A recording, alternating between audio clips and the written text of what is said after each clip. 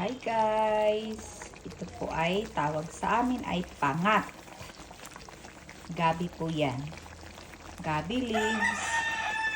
At saka may ano din siya, yung stem niya. Tapos babalatan mo yung stem. Tanggalan mo ng outer skin.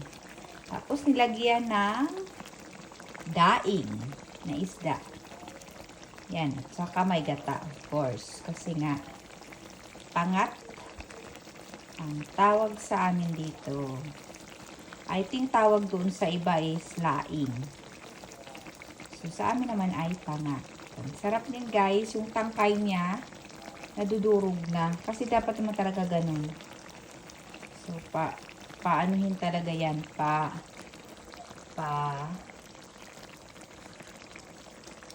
doon.